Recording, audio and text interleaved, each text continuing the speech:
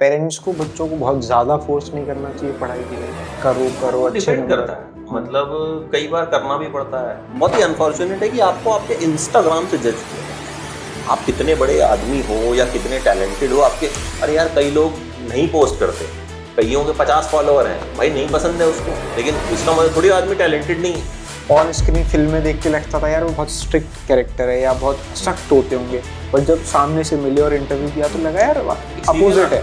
आलिया भट्ट का जैसे शुरू में एक इमेज बनाया गया था कि वो बेवकूफ हैं। अभी सचिन तेंदुलकर भी तो 0 पे आउट हो जाता है ना, विराट कोहली भी तो 0 पे आउट हो जाता है, वो इंटरेस्टिंग था। और होता है हमेशा, मतलब कभी भी जो नहीं चल रहा उसको आप ये मत समझिए कि ये खत्म हो गया, ये चलेगा। ये साल शाहरुख खान का काम है दो, ताकि मेरी खबरें चल जाएं या मुझे स्पेस दें या मेरा इंटरव्यू लें, वो ऐसी चीजें कभी ऐसा एंटरटेनमेंट जर्नलिस्ट होता बहुत होता।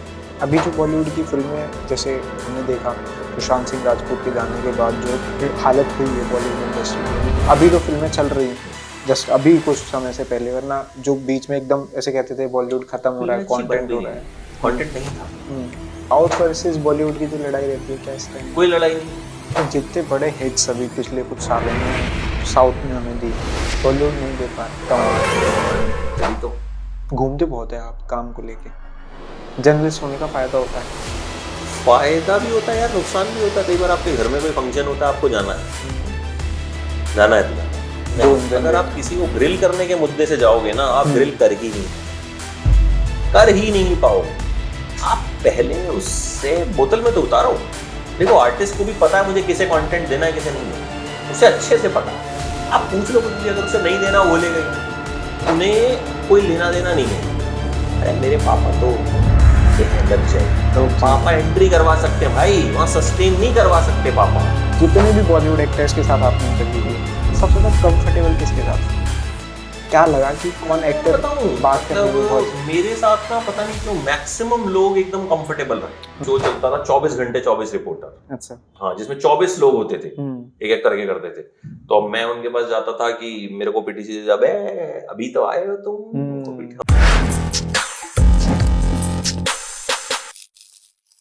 नमस्कार, मैं हूं गजेंद्र सिंह और आप खुल चुके हैं न्यूज डिगी। बहुत बहुत स्वागत है आपका POV the point of view में, एक ऐसा शो जहां पर अलग अलग पर्सनैलिटी से बात करते हैं, उनके स्ट्रगल के बारे में, उनकी सक्सेस के बारे में, उन लोगों ने क्या अचीव किया, उससे आपको मदद मिल सके।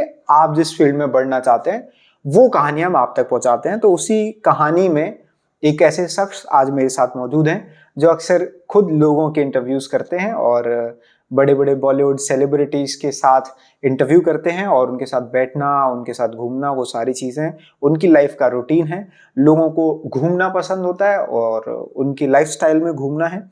मगर दिलचस्प यह है कि अक्सर हम बॉलीवुड एक्टर से फैसिनेट होते हैं, क्रिकेटर से फैसिनेट होते हैं, पॉलिटिशियन से फैसिनेट होते हैं, मगर इन सब की कहानियां जो पत्रकार, जो जर्नलिस्ट हम तक पहुंचाते हैं, शायद हम उनको कम अपनी जिंदगी में आइडियल मान पाते हैं या उनकी जिंदगी से कम प्रेरणा ले पाते हैं। और शायद वो इसलिए होता है क्योंकि उनकी कहानी हम तक शायद नहीं पहुंच पाती है।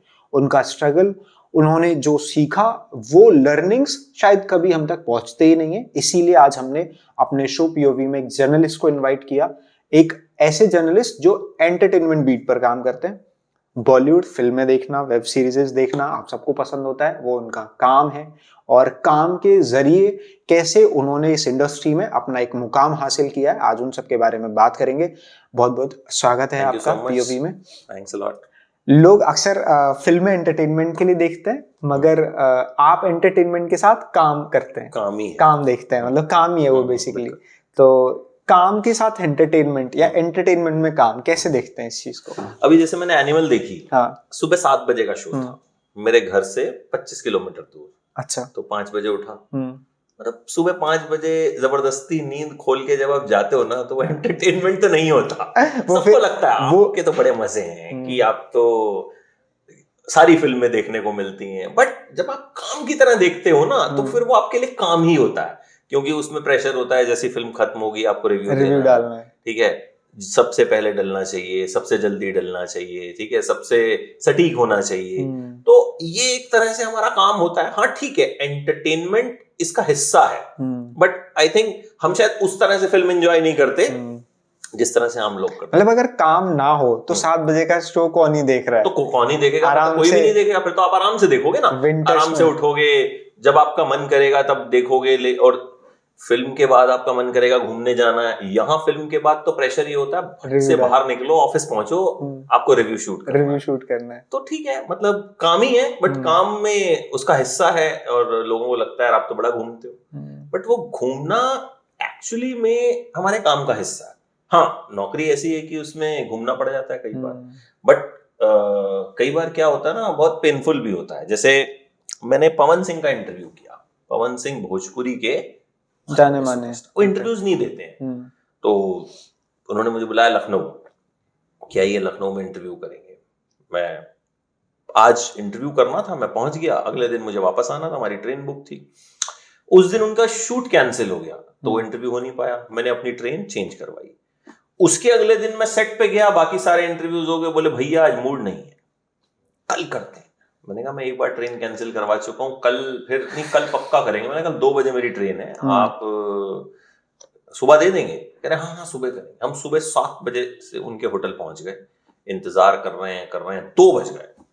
2 बजे मैंने कहा कि 3 बजे मेरी 7 बजे का सुबह 7 बजे से लेके 2 बजे 2 बज गए जी। कुछ खाने को नहीं मिल रहा था वहाँ, कुछ नहीं था, ठीक है। तो 2 बजे मैंने उन्हें मैसेज किया कि भाई अब मैं जा रहा हूँ, अब और इंतजार नहीं। और नहीं भैया रुकिए, हम आपको फ्लाइट से भेजेंगे। मुझे लगा है नहीं मजाक कर रहे होंगे। 5 मिनट में फ्लाइट की टिकट मेरे फोन पे आ गई। फिर उन्होंने जाके 4-5 बजे इंटरव्यू दिया, बड़ा शानदार इंटरव्यू, बहुत वायरल भी हुआ। अच्छा। बट कई बार आपको सिर्फ एक वायरल क्लिप दिखती है 30 सेकंड की, उसके पीछे सिंह ने कह दिया, बट उसको लेने में हमको 3 दिन घिसना पड़ गया।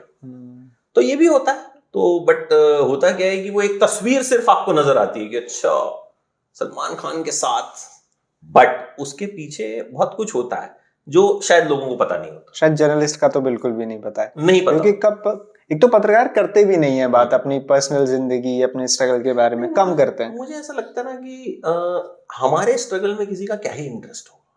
सलमान खान के स्ट्रगल में इंटरेस्ट होगा, शाहरुख खान के स्ट्रगल में इंटरेस्ट होगा, हमारे स्ट्रगल में सिर्फ जो हमारे सर्कल के शायद 2-4-5 लोग हैं उनकी दिलचस्पी होगी, जैसा मुझे लगता है। और ऐसा कोई स्ट्रगल है भी नहीं, मतलब सब नॉर्मली है। तो आई डोंट थिंक सो कि ऐसा कोई हम किसी बहुत बड़े मुकाम पे पहुंचे हैं अभी कि कहा जाए कि बड़ा स्ट्रगल कर लिया या ऐसा कुछ कर लिया। तो मुझे नॉर्मली लगती हैं चीजें। जैसे अभी तो अब आप हैबिचुअल हो गए हैं कि फिल्म जाना है देखने, रिव्यू है, पर जब शुरुआती दौर में कभी ऐसा मौका जब बड़ी फिल्म देखने का मिला होगा तो तब तो एक्साइटमेंट रही होगी। मैं कॉलेज के टाइम पे तो मैं हर फिल्म देखता था। मतलब घटिया से घटिया फिल्म भी जो होती थी ना, मतलब जिसे कोई नहीं देखेगा वो भी देखता था। तो हाँ एक्साइटमेंट रहती थी। लगान, गदर आई थी, मुझे याद है गदर मैंने 2 बार देखी थी बत्रा सिनेमा। अच्छा। हाँ, तो पहले ठीक ठाक था एक्साइटमेंट, ऐसा नहीं था कि, लेकिन अब क्योंकि काम हो गया है तो अब कई बार तो ऐसा भी होता है कि शाम को 7 बजे एक प्रेस शो है, 11 बजे वो खत्म होगा, उसके बाद सुबह सुबह आपको फिर भागना है फिल्म देखने के लिए। तो आप फिल्म इंजॉय, तो कई बार बहुत घटिया फिल्म में 2 बैक टू बैक देखनी पड़ जाती हैं, अवसर घूम जाता है आपका। मैंने एक आपकी रील देखी, उसमें आप कह रहे हैं कि मुझे सोना पड़ गया फिल्म में, देखते देखते मैं सो रहा हूँ, मैं नाम नहीं ले रहा उस फिल्म का। बट हाँ ऐसा होता है कि कभी कभार तो एंटरटेनमेंट है या तो इंटरेस्टिंग है तो देख रहे हैं, नहीं है तो तब भी देखना है, क्योंकि ये भी तो बताना ही है, देखनी है ना, रिव्यू तो बताना ही है आपको कि भाई क्या खराब है क्या अच्छी है, तो आपको तो देखनी है चाहे वो खराब है। कई बार तो लोगों को पता भी नहीं होता, हम रिव्यू डालते हैं तो कहते हैं अच्छा ये भी एक फिल्म है, क्योंकि नहीं पता लोगों को। सही बात। तो ये होता है, आएंगे इन चीजों पे अच्छे से बात करेंगे। शुरुआत करते हैं। लोग हमने जैसा कहा कि हम लोगों को बताना चाहते हैं कि आपकी जर्नी कैसी रही है। तो आपका होम टाउन कहाँ है, आपका बर्थ कहाँ से हुआ? बॉर्न दिल्ली, एकदम दिल्ली का लौंडा, और होम टाउन भी कहीं सब कुछ यही है। मुझे कई बार बड़ा लगता है यार मेरा भी गांव होना चाहिए था। अच्छा। लोग कहते हैं मैं गांव गया था। हमारा कोई गांव नहीं है, घर के पास एक नाहरपुर गांव है, ये रिठाला गांव है। अच्छा। तो वही गांव है बस, अदरवाइज दिल्ली में पैदा हुए, दिल्ली देश की राजधानी दिल्ली में ही आपका जन्म है। स्कूलिंग कहाँ से हुई? दिल्ली से हुई, एक नवजीवन मॉडल स्कूल है, वहां से 10th तक पढ़ाई हुई। उसके बाद रोहिणी में एक हमारे घर के पास ही गवर्नमेंट स्कूल है, 11th-12th वहां से की। उसके बाद किरोड़ीमल कॉलेज से ग्रेजुएशन की। कैसे थे स्कूल में पढ़ाई? पढ़ाई में कैसे थे? यार एवरेज सा ही था मैं, मतलब कोई खास तो नहीं था। मतलब 10th में थोड़ा ठीक ठाक था, 11th तो मेरी बहुत ही बुरी थी, फिर 12th ओके टाइप थी। पिताजी डॉक्टर बनाना था, उतना दिमाग था नहीं मेरे में, तो खुद से था कुछ कि जैसे हर स्कूल में बच्चे से पूछा जाता है कि क्या बनना चाहते हो? ये मुझे फेमस होना था। अच्छा। हाँ, मुझे ये था कि कुछ भी हो भाई, मतलब पावरफुल और फेमस, दो चीजें थी। मैंने ये कुछ नहीं सोचा था कि मतलब डॉक्टर भी मुझे इसलिए बनना था कि हमारे घर के पास एक डॉक्टर हुआ करते थे, हमारे ताऊ जी के घर के पास। आपके पिताजी डॉक्टर बनाना चाहते थे? मेरे पिताजी डॉक्टर बनाना चाहते थे। तो मेरे ताऊ जी के घर के पास एक डॉक्टर थे, अब उन्होंने बड़ा हॉस्पिटल बना लिया। तो वो करीब, शायद मैं 20 साल पुरानी बात बता रहा हूँ, तो हस्बैंड वाइफ दोनों डॉक्टर थे। तो जब वो डॉक्टर साहब बैठते थे, उनकी फीस थी 40 रुपए। मैं 20 साल पहले की बात कर रहा हूँ। तो उनकी बीवी उनको 10 के नोट की गड्डी देती थी। 50 आते थे, वो 10 वापस देते। तो मुझे लगता था ये तो बहुत सही काम है यार। क्या 2 मिनट बात की, और तो मुझे तो पैसे कमाने के लिए डॉक्टर बनना था, मुझे कोई इंटरेस्ट नहीं था। मुझे था यार डॉक्टर बनेंगे इसलिए। तो उतना मेरे को पढ़ाई समझ में आती नहीं थी। फिर पापा ने कोशिश की मैं दांतों का डॉक्टर बन जाऊं, बीडीएस कर लूं, वो भी नहीं हुआ। तो फिर जब ये सब नहीं हुआ तो रोते पिटते जो है हमने ग्रेजुएशन करी, बीएससी करी। आएंगे अभी कॉलेज पे। स्कूल पे आराम से बात करते हैं। तो शरारती थे या सीधे साधे शरीफ? हमारी मम्मी बहुत स्ट्रिक्ट थी, खूब पीटती थी। तो अच्छा, खूब मारते थे? शरारते करते हुए तो डर लगता। आपके टाइम में स्कूल में मार पिटाई भी होती थी? मतलब टीचर मारते थे? कम मारते थे, ऐसा नहीं है। मतलब उस वक्त तो यार डंडे वंडे मारना बड़ा नॉर्मल था ना। वो तो अब हो गया है ना कि आपने जरा सा कुछ कर दिया तो बवाल खड़ा हो जाएगा। तब तो खूब पिटा करते थे आराम से। तो जैसे कोई शरारत स्कूल की याद हो, कभी कुछ किया हो, कोई ऐसा कांड? ऐसा कांडी टाइप तो ज्यादा नहीं था मैं, मतलब आराम से सीधे हाथ पढ़ने वाले। स्पोर्ट्स खेलते थे स्कूल में कुछ? नहीं, बहुत ज्यादा नहीं। कुछ नहीं? इंडोर भी कुछ नहीं? कुछ खास नहीं, मतलब बहुत कुछ ऐसा स्पोर्ट्स वगैरह में उतनी दिलचस्पी रही नहीं मेरी कभी। क्या करते थे? कुछ टाइम पास के लिए या एंटरटेनमेंट के लिए? या उस टाइम पे गली वली में खेल लेते थे, क्रिकेट खेल लिया, ये वो थोड़ा बहुत, यही था पहले। और कुछ तो देखो था नहीं। मतलब अब तो बहुत सारी चीजें आ गई हैं, हमें दुनिया भर के गेम्स एंड ये वो। तो पहले तो मतलब वही डीडी पे सीरियल ही आ जाते थे, तो वही ऐसा होता था कि 90s, तो 90s के बच्चे हैं ना, तो एंटरटेनमेंट वही होता था। और बाकी बाहर थोड़ा बहुत खेल लिया, उतना ही था, और कुछ खास नहीं। आज का बचपन थोड़ा डिफरेंट लगता है अपने वाले टाइम से? बिल्कुल डिफरेंट है, पूरी तरह डिफरेंट है। क्या हमारा आउटडोर था और अब पूरा इंडोर हो गया। मतलब हम छोटी छोटी चीज के लिए बहुत एक्साइटेड रहते थे। साइकिल आ रही है तो भाई साहब मतलब बड़ी चीज, गजब चीज थी। पुरानी साइकिल भी अगर मिली तो मतलब क्या ही मिल गया। आज तो मतलब मैंने नई गाड़ी भी ली थी, तो मतलब वो था कि मैं मुंबई में था, मेरा भाई ले आया जाके, डिलीवरी उस दिन थी। तो सब नॉर्मल था, कुछ था ही नहीं कि मतलब कोई एक्साइटमेंट नहीं थी कि भाई मतलब। तो पहले तो साइकिल की एक्साइटमेंट भी, ज्योमेट्री बॉक्स की एक्साइटमेंट बड़ी जबरदस्त रहती थी। हमारा वो जो एक ऑटोमेटिक खुलने वाला बॉक्स का आ जाना एक। हाँ, तो अब तो खैर आई थिंक चीजों की वैल्यू उतनी रही नहीं है। अब तो मतलब सब चीजें इजीली अवेलेबल भी तो हो गई है ना, बैठे बैठे आप कुछ भी मंगवा लो।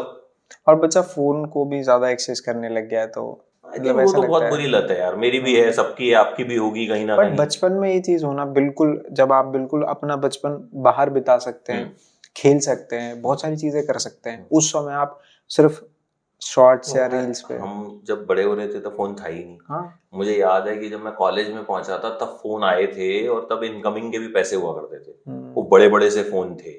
और कॉलेज के पास से मुझे याद है मैंने अपना पहला सिम लिया था कमला नगर में, वही नंबर आज तक मेरे पास है। अच्छा। हाँ, तो वो बड़े बड़े फोन्स भी उस वक्त जो हैं, बहुत नोकिया के फोन आते थे। फिर 3110, 3150। रिलायंस तो बहुत बाद में आया ना। रिलायंस ने बाद में आके रिवॉल्यूशन कर दिया, 500 रुपए में फोन। उससे पहले फोन बहुत महंगे हुआ करते थे, कि मतलब मोटे मोटे से फोन भी 10-10 हजार, 15-15 हजार के होते थे। फिर रिलायंस लेके आया था, व्हाइट कलर के फोन थे, तो उससे एकदम क्रांति आ गई थी, एकदम टेलीकम्युनिकेशंस में एक रिवॉल्यूशन आया था। तब जाके इनकमिंग फ्री हुई थी, जो पहले तो इनकमिंग के भी पैसे लगते थे। तो फिर स्कूल निकलने के बाद आप किरोड़ीमल कॉलेज चले गए? नहीं, स्कूल जब मेरा पूरा हुआ तो मैंने एडमिशन लिया साउथ कैंपस में, आत्माराम कॉलेज में। अच्छा, आत्माराम। एक कोर्स था वहां पे, बायोकेमिस्ट्री करके कुछ, मुझे पता नहीं वहीं पे था, क्योंकि कहीं और एडमिशन मिल नहीं रहा था। तो एक सीट सिक्योर कर ली, इतने में मिल गया किरोड़ीमल में एडमिशन। तो किरोड़ीमल बड़ा कॉलेज, बच्चन साहब का कॉलेज, तो वहां मैंने ले लिया एडमिशन। तो वहां तो फिर ग्रेजुएशन की जैसे तैसे। रेगुलर रेगुलर जाते थे 3 साल? हाँ, बिल्कुल। कैसा एक्सपीरियंस था इस कॉलेज का? यार कुछ नहीं, मेरे को समझ कुछ आता नहीं था पढ़ाई, ठीक है, यहाँ वहां से चेप चाप के मैं पास होता था, ठीक है, मतलब पढ़ाई में आई वाज बिलो एवरेज कभी, हाँ। तो मतलब स्कूल में थोड़े बहुत टाइम के लिए मेरी पढ़ाई शायद ठीक रही होगी, अदरवाइज लाइक बिलो एवरेज। तो इससे दोस्ती करके उससे दोस्ती करके मतलब मेरे एग्जाम भी रह गए थे, वो बाद में जाके मैंने उनको दिया और मैं पास वास हुआ था, इस तरह का भी सीन था। तो आज अभी जिस जगह है वहां पहुंच के ऐसा लगता है कि पेरेंट्स को बच्चों को बहुत ज्यादा फोर्स नहीं करना चाहिए पढ़ाई के लिए?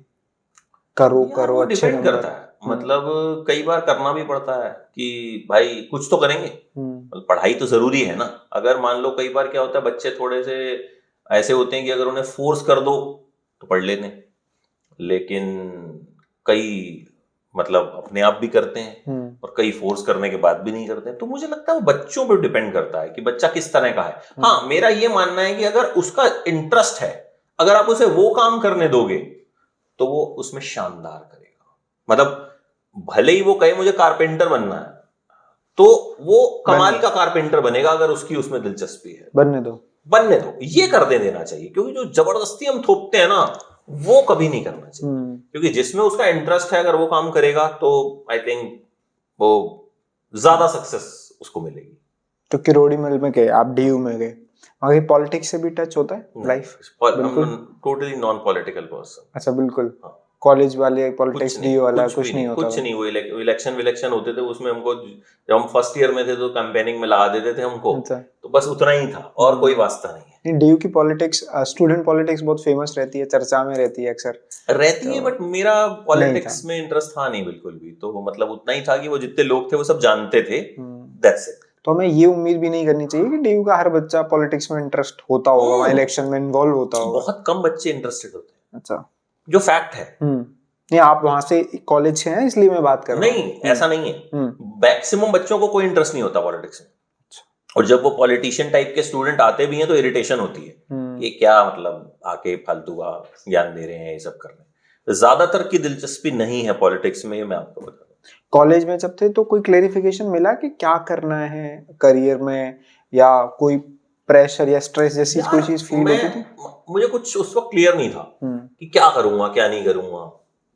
ऐसा लग रहा था हो जाएगा, कुछ बड़ा आदमी बनूंगा बस, ठीक है, ये मेरे दिमाग में था कि कैसे बनूंगा क्या बनूंगा, नहीं कुछ नहीं पता था, ठीक है, बस चल रहा है, सब चल रहा है। तो कॉलेज जब मेरा आई थिंक पूरा ही हुआ तो मेरा एक दोस्त है, वो मेडिकल रैप था मैक्लियोड्स नाम की कंपनी में। अच्छा। तो मैं देखता था यार आधे दिन इसकी नौकरी है और क्या नाम है, बाकी इसको गिफ्ट भी बहुत मिलते हैं। उस वक्त मैं ट्यूशंस पढ़ाता था, I was a very good tutor, home tuitions पढ़ाता था। मैं अच्छे खासे पैसे कमाता था, मतलब अच्छे खासे स्कूल स्टूडेंट्स को। तो क्या नाम है, उससे मैंने कहा यार मेरी भी नौकरी लगवा दे तू। तो उसने कहा तूने बीएससी तो करी रखी है, लग जाएगी नौकरी। तो उस वक्त एक कंपनी थी रेनबैक्सी, बहुत बड़ी कंपनी, और एक कंपनी थी टोरेंट, मेडिकल कंपनी। तो मैं टोरेंट के मैनेजर से मिला, तो उस दिन मैंने शेव नहीं की थी, ट्यूसडे था। तो मैं मिला तो उसने कहा अरे आपने शेव नहीं की। मैंने कहा ट्यूसडे, कह रहा शादी होगी तो भी ट्यूसडे को शेव नहीं करोगे। तो उसने मुझे देखा, कह रहा अच्छा ठीक है मैं आपको बताता हूँ। और फिर मैंने रेनबैक्सी में इंटरव्यू दिया। तो वहाँ मैं टाई वाई लगा के गया प्रॉपर। तो वहाँ उनके सेल्स मैनेजर थे संधू साहब, मुझे आज भी नाम याद है। तो बोले यार तेरी टाई बड़ी अच्छी है, तू मुझे टाई दे दे, मैं तुझे नौकरी दे देता हूँ। अच्छा, ठीक है। तो I got a job in Ranbaxy. अच्छा, उस वक्त रेनबैक्सी में नौकरी मिलना बहुत बड़ी चीज थी, बहुत बड़ी, मतलब बहुत बड़ी। मतलब ये था कि भाई मतलब रेनबैक्सी में नौकरी लग गई इसकी। तो मेरी नौकरी लग गई और सैलरी भी ठीक था। बट जब मैंने काम करना शुरू किया मुझे लगा यार तो बेवकूफ वाला काम है, डॉक्टर्स के वेट करते रहो डॉक्टर्स का। तो मैंने 7-8 महीने किया, तब तक मेरा जर्नलिज्म में इंटरेस्ट थोड़ा जाग चुका था। मैं टीवी पे देखता था पुण्य प्रसून वाजपेयी को, वो ऐसे ऐसे हाथ मलते थे, ठीक है, और दीपक चौरसिया 10 तक एक शो आता था, अभी भी चलता है, सईद अंसारी करते हैं उसको। तो मेरी दिलचस्पी जाग रही थी उसमें कि यार ये करना है। बाकी जब हमारी फैमिली में सब बिजनेसमैन है तो सबको लग रहा था भाई यार क्या फालतू की। तो उस वक्त मैं अर्न भी करता था, मैं ट्यूशन पढ़ाता था, तो वैसी कोई प्रॉब्लम नहीं थी। तो क्या नाम है, मैंने एंट्रेंस एग्जाम्स दिए, भारतीय विद्या भवन के दिए और YMCA का दिया। अच्छा। इतने में मैं अपनी कंपनी रेनबैक्सी में बता चुका था कि भाई मैं छोड़ दूंगा।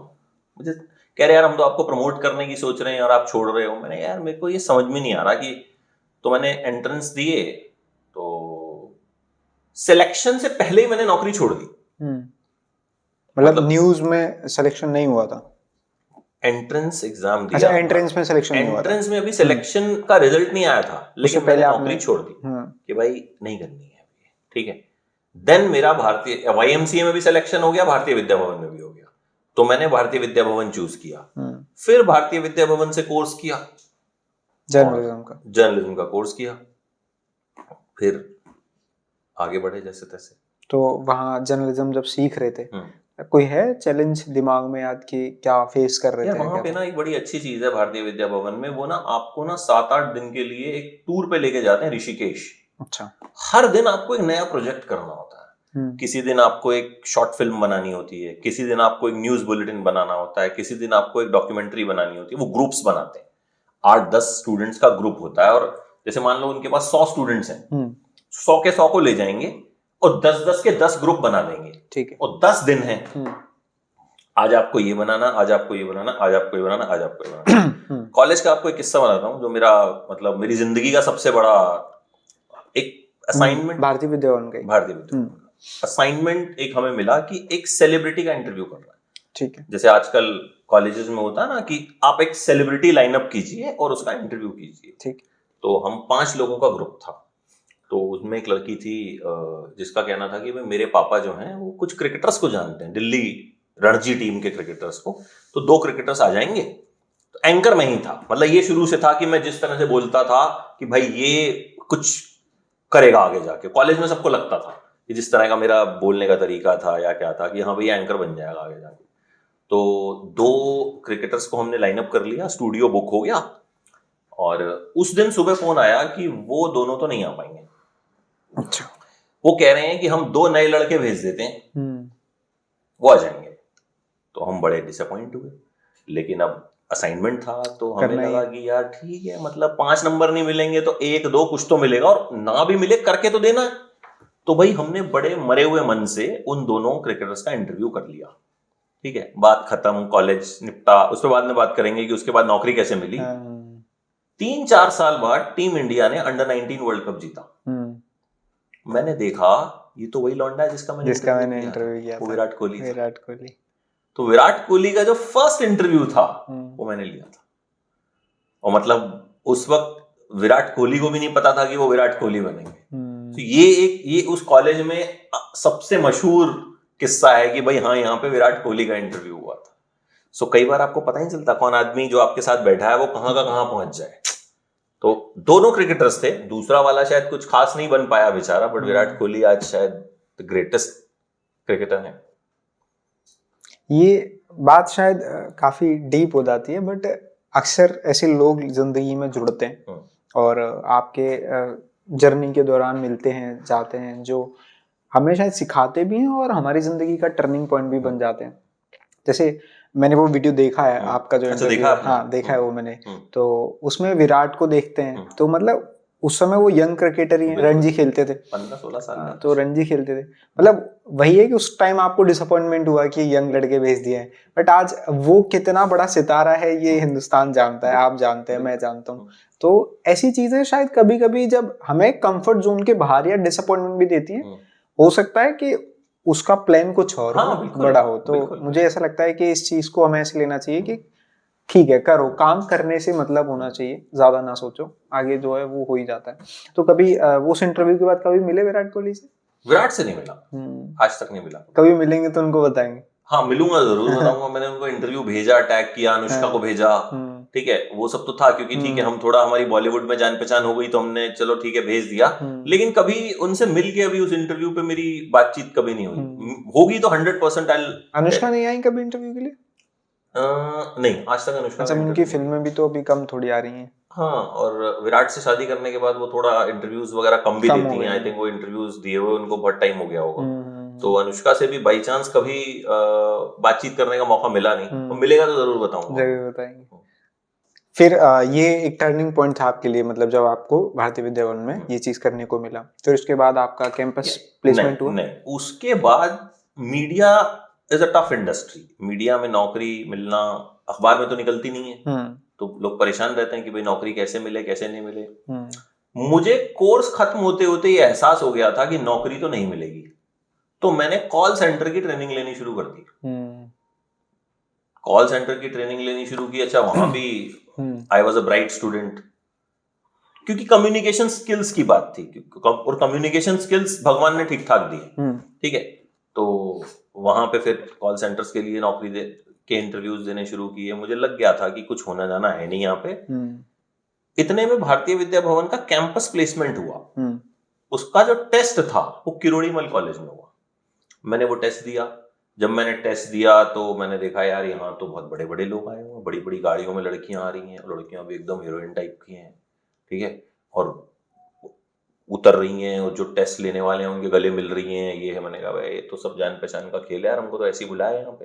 तो हम सब जितने बेचारे वैसे वाले स्टूडेंट थे जिनका कोई जैक नहीं था, सब आपस में ही रो रहे थे कि कुछ होगा नहीं यार यहाँ तो फिर जैसे तैसे मुझे नौकरी मिली MH1 चैनल है बाईपास पे। जान पहचान से नौकरी मिली। ठीक है, और उन्होंने मुझे कहा कि अच्छा ठीक है, हम आपको ना हेल्थ बीट में कुछ करना चाहते हैं। सबसे पहली जॉब जर्नलिज्म में। तो आप ये करो। और उस वक्त तो ये था ना, पेपर पे सैलरी लिख देते थे। 12,000 रुपए उन्होंने मेरी पेपर पे सैलरी लिख दी, और कुछ कोई अपॉइंटमेंट लेटर नहीं, कोई कुछ नहीं। मैंने वहां जाना शुरू कर दिया। एक मुझे कैबिन में बोला कि ये पता नहीं किसी अधिकारी का कैबिन है, वो आजकल आ नहीं रहे हैं, इसी में बैठ के काम कर लो। मतलब एवं। तो मैं ठीक है, मैं जाता था 3-4 दिन 5 दिन, अल्लाह समझ में आता नहीं, अब कुछ था ही नहीं। 5वें दिन जब मैं वहां काम कर रहा था दोपहर को, मुझे ABP न्यूज से कॉल आया कि आपका सिलेक्शन हो गया। मैं फोन पे बात करते करते बाहर आया, दोबारा अंदर ही नहीं गया।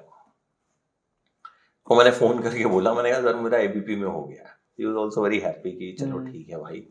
तो वहां से, तब ABP नहीं था, तब स्टार न्यूज होता था वो पहले। अच्छा, उस वक्त ना एक अलग रौला था, मतलब उस वक्त इंटर्नशिप मिलना बहुत बड़ी चीज हुआ करती थी। कौन सी ईयर की बात कर रहे हैं आप? 2007 के आसपास। मतलब मेरी पहली इंटर्नशिप मुझे याद है सुदर्शन चैनल में थी। अच्छा, हाँ, जिसको इंडिया का सबसे बोरिंग चैनल माना जाता है। अब ठीक है, वो एक अलग चीजें हैं। तब तो सुदर्शन भी इतना बड़ा नहीं था, ऐसे ही छोटे से उसमें था वो चैनल भी।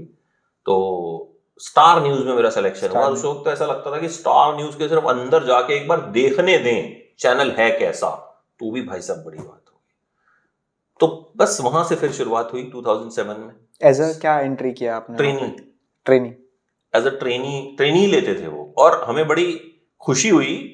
15 लोग सेलेक्ट हुए, और 15 के 15 ऐसे लोग थे जो बिना किसी जैक के, बिना किसी उसके, मतलब जो वहां पे सब शोशा दिख रही थी, जो वहां पे वो सुंदर सुंदर हैप टाइप की लड़कियां दिख रही थी, या किसी का कोई सिलेक्शन नहीं हुआ।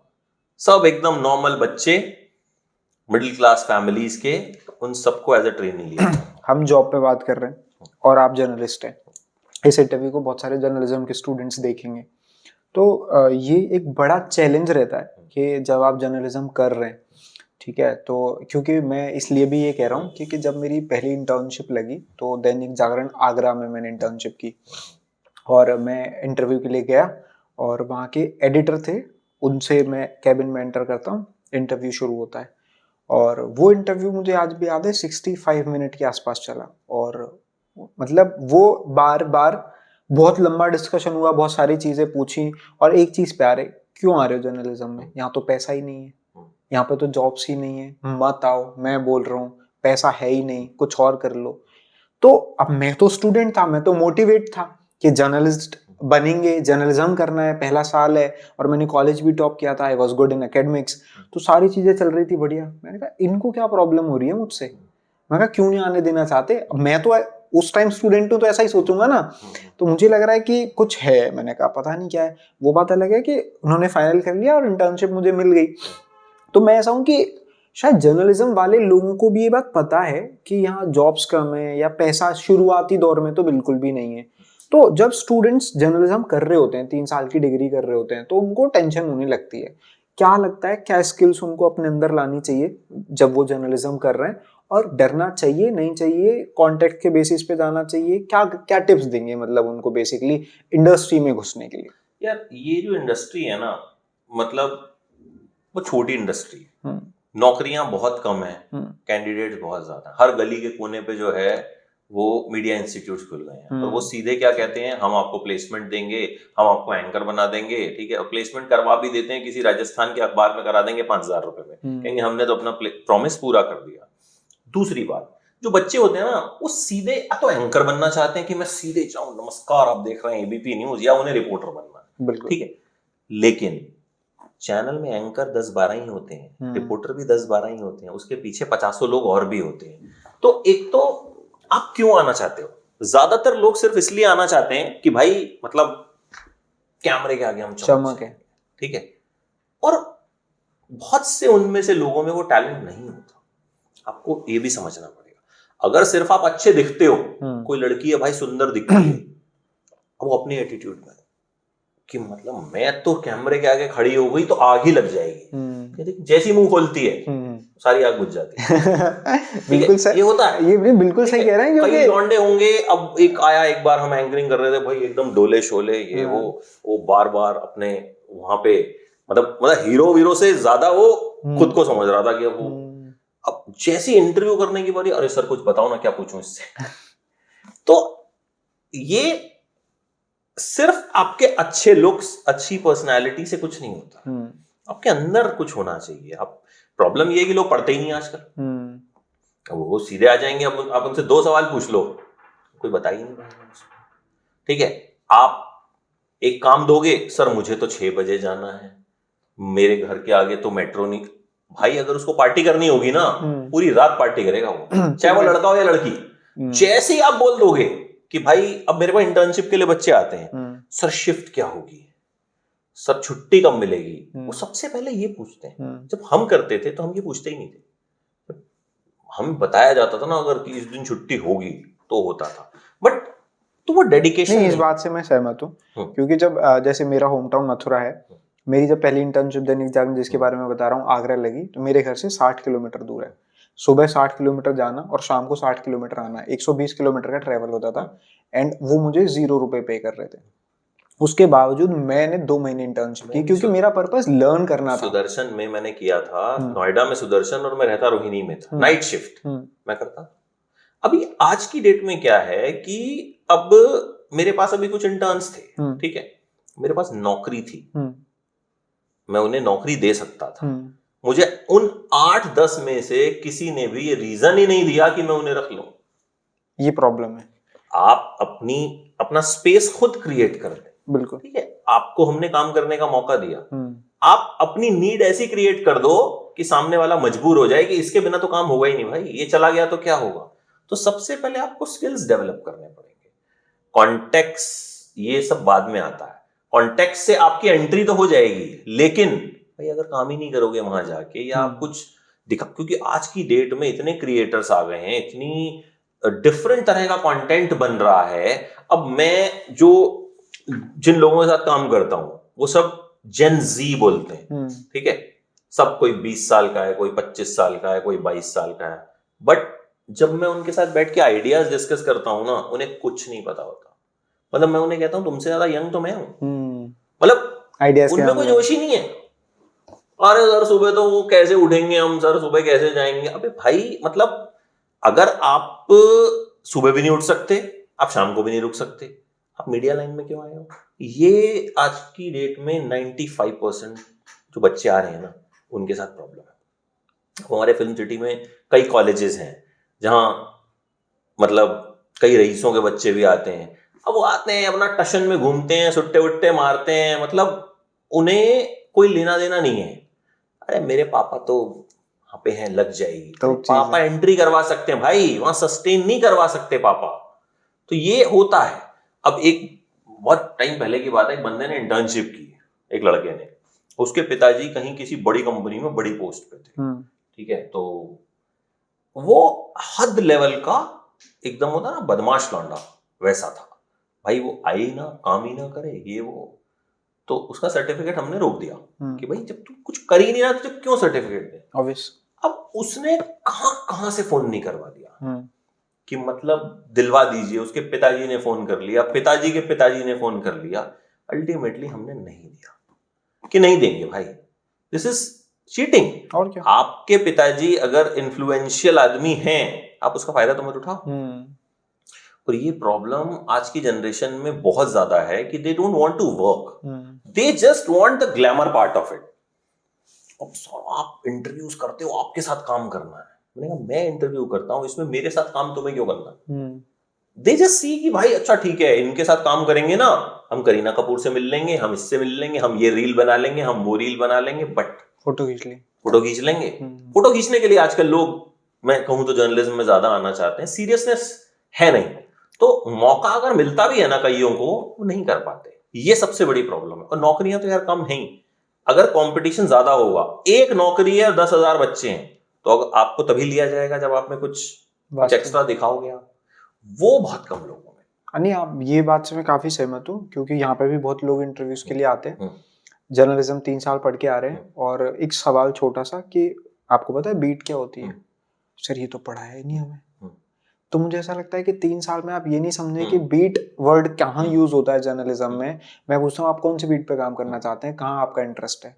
सर समझ नहीं आ रहा क्या कह रहे। तो मुझे लगता है कि फिर क्या पढ़ा है आपने 3 साल में, क्या समझा है? आपको नहीं भी पता, और अगर आपको मौका भी दे दिया तो तब भी वो आपको डिसअपॉइंट करते हैं शायद। ये दिक्कत है, प्रॉब्लम ये जेन्युइन है। तो नौकरी तो भाई कम है, इसमें कोई डाउट नहीं है, लेकिन टैलेंटेड लोग भी कम है, ये भी हमें मानना पड़ेगा। ढंग की मैन पावर मिलना आज की डेट में बहुत मुश्किल काम है, बहुत मुश्किल काम है। वो सबको लगता है हमारे अंदर बहुत टैलेंट है, ये प्रॉब्लम सबकी है। सबको लगता है हम तो भाई साहब, मतलब जैसा मैंने बताया ना कि हम कैमरे के आगे खड़े हो गए तो मतलब आग लगा देंगे। नहीं, आपने कहा, जैसे मैंने भी एक समय पे ये समझा था कि अगर आपको जगह मिले तो घुस जाओ, और फिर वहां पे आप अपने दम पे जगह बनाओ। बिल्कुल। और वो आप शायद तब बना पाओगे जब आपके पास कुछ होगा। आपके पास कुछ है नहीं तो ना तो आपको एंट्री मिलेगी, और एंट्री के बाद भी एग्जिट जल्दी मिल जाएगा, क्योंकि आपके पास कुछ है नहीं, और वो सीखना भी नहीं चाहते हैं। आज जैसे जॉब या इंटर्नशिप के लिए आ रहे हैं, तो उनकी कंडीशंस इतनी है, सही टाइम मिल जाए, उनकी पेड इंटर्नशिप होगी नहीं होगी, मतलब हम ऐसे थे कि हमें काम मिल जाए, हमें ऑर्गेनाइजेशन का कल्चर मिल जाए, कम से कम देखने समझने सीखने के लिए। और वो ऐसे है कि नहीं, हम अपने टर्म्स एंड कंडीशंस पे, भाई मार्केट में कितना एम्प्लॉयमेंट है ये तो उनकी भी पता है, बट और मुझे लगता है थोड़ा पार्ट ना इसमें कॉलेज का भी है, वो क्लैरिफिकेशन देता ही नहीं है। कॉलेज को सिर्फ अपनी फीस से मतलब है। अब कई कॉलेज मुझे बुलाते हैं, ठीक है, और मुझे बुलाएंगे, फोटो खींचेंगे, उसका प्रोस्पेक्टस में छाप देंगे, ठीक है, मतलब वो उनको गलत तरीके से सपने दिखाते कि देखो जी, अब मान लो कोई हमारे साथ फोटो देखेगा, वहां पे मेरे बारे में सर्च करेगा, तो उसे लगेगा अच्छा हाँ इस कॉलेज में जाऊंगा तो हो सकता है भाई अमित भाटिया से कुछ हेल्प मिल जाएगी, है ना। तो ये होता है, ये कॉलेजेस करते हैं। और मुझे लगता है यार कि कहीं ना मतलब मेरे से तो जो भी अब सलाह लेता है कि जर्नलिज्म कर लूं, जैसे हमारे पड़ोस में एक रहते हैं पंडित जी, ठीक है, अब उनकी लड़की को मेरी देखा देखी उसे शौक चढ़ गया, मैं तो जर्नलिस्ट बनूंगी। मैंने उसे मना किया, मैंने कहा भाई रहने दो, इस फील्ड में ज्यादा कुछ नहीं है। अब उनका पंडित जी का फोन आया एक दिन, अरे सर वो तो मान ही नहीं रही है, तो मैंने उसका एडमिशन यहाँ करा दिया। भाई कितने पैसे लगे? 5 लाख रुपए लगे। मैंने कहा ठीक है, बाकी तो आप बैठे ही हैं। मैंने कहा देखो मैं आपको तो पहले ही मना कर चुका हूं, ठीक है, बट ठीक है कोई बात नहीं, देखते हैं। अब अल्टीमेटली उसको एक चैनल में पीसीआर में नौकरी मिल गई, पीसीआर प्रोडक्शन कंट्रोल रूम। अब वो मुझे फोन करके रो रही है, सर ये देखिए अब यहाँ। तो मैंने कहा जब मैंने मना किया था आपको मेरी बात सुननी चाहिए थी ना, आपने नहीं सुनी मेरी बात, ठीक है, तो अब मैं क्या कर सकता हूँ। मैंने कहा आपको लग रहा था कि सीधे आपको ले जाएंगे और टीवी के आगे बैठा देंगे, भाई साहब पहला मैं हूँ ये और आप देख रहे हैं टाइम्स नाउ, ऐसा तो होगा नहीं। तो ये प्रॉब्लम है कि कोई सुनता भी नहीं है। अब सुनता नहीं तो फिर भुगतता है, वो समझना ज्यादा जरूरी है, क्योंकि इंडस्ट्री में नौकरियां उतनी नहीं है जितने लोग हैं। और अब तो खैर देखो एक फायदा ये भी है कि इंडिपेंडेंट क्रिएटर्स हैं, जैसे आप हो, आपने अपना काम शुरू किया, अगर आप अच्छा कंटेंट बनाओगे चल जाए, बट कंटेंट तो बनाना पड़ेगा ना, मेहनत तो करनी पड़ेगी। दर्शक को क्या दे रहे हो आप, उस पर डिपेंड करेगा। भाई आपके जैसे 50,000 क्रिएटर्स होंगे, बिल्कुल ठीक है, बट ऑडियंस आपके पास ही क्यों आएगी? इतना कंपटीशन हो गया, इतना कंपटीशन हो गया, तो कुछ लोग हैं भी जो अच्छा कंटेंट बना रहे हैं, वजह देनी पड़ेगी आपको, वजह देनी पड़ेगी, तभी लोग आपके पास आएंगे। तो मुझे लगता है कि आज की डेट में टैलेंटेड मैन पावर की कमी है, बहुत ज्यादा है, जो हम फेस करते हैं।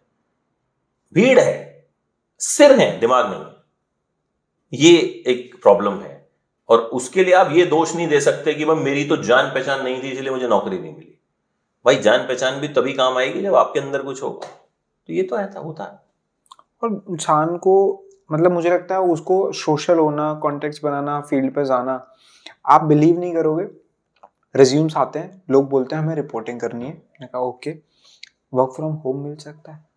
हाँ, मैं ऐसे सोचता हूँ आपको रिपोर्टिंग करनी है घर से, कैसे पॉसिबल है? तो मतलब अब फिर वहां से समझ आ जाता है कि कितना पोटेंशियल है और कितना इनमें दिमाग है और क्या ही इन्होंने पढ़ा होगा कि वर्क फ्रॉम होम से इनको रिपोर्टिंग करनी है। मैंने कहा बिना स्टूडियो है, बिना ग्राउंड पे जाए ये रिपोर्टिंग करना चाहते हैं। तो वो मुझे लगता है थोड़ा कॉलेज को भी एफर्ट मारने चाहिए बच्चों को, और बच्चों को भी खुद से करना चाहिए। खैर वापस आ जाते हैं, तो आप स्टार न्यूज में एंटर कर जाते हैं, कैसे आगे बढ़ते हैं जर्नी, वो थोड़ा बताएं यार। मैं वहां तो था ट्रेनिंग, हमें कैमरा के आगे जाने का तो सवाल ही नहीं था, मतलब पॉइंट ही नहीं था।